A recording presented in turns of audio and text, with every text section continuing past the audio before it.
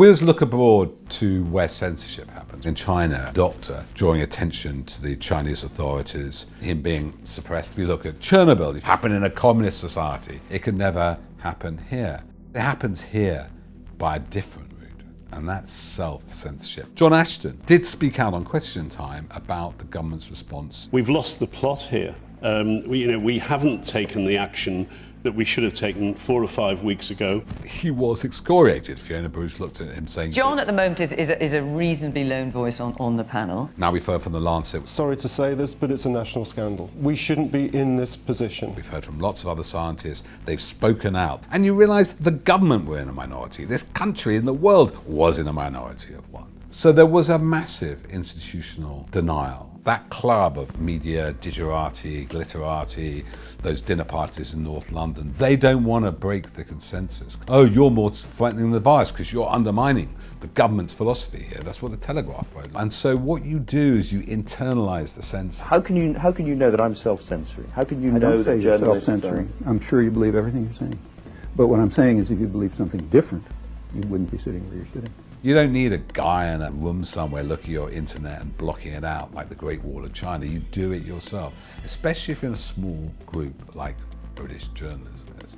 And they mix and they have dinner party with advisors. Why should they dissent? When the Chinese now have learnt, and so particularly the Koreans, the Taiwanese, Singaporeans. But in our arrogant, racist way, we go, there's a problem over there, isn't it? You know, those people over there, well, they weird things. Though they had all the expertise, now you get the full-on racist trumpery of Donald Trump. It's a Chinese virus. No, it's a Chinese virus only affects Chinese people.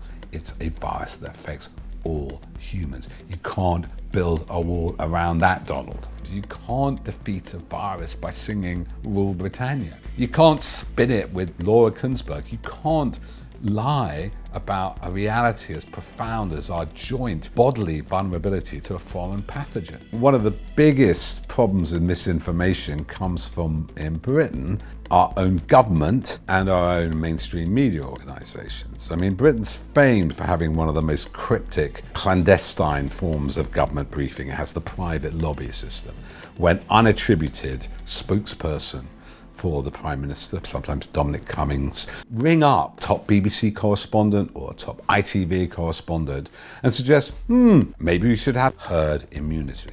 So Robert Preston wrote a blog. He'd been talking to an anonymous advisor. What he said basically was the virus was moving so fast, this is what he heard from this advisor, that the only way to stop it was to achieve herd immunity in the British population. And what he said was about 60% of the population would need to become infected to achieve herd immunity. No other country in the world was going for this policy. Every other country was going for testing, tracking, contact tracking. Who's got it?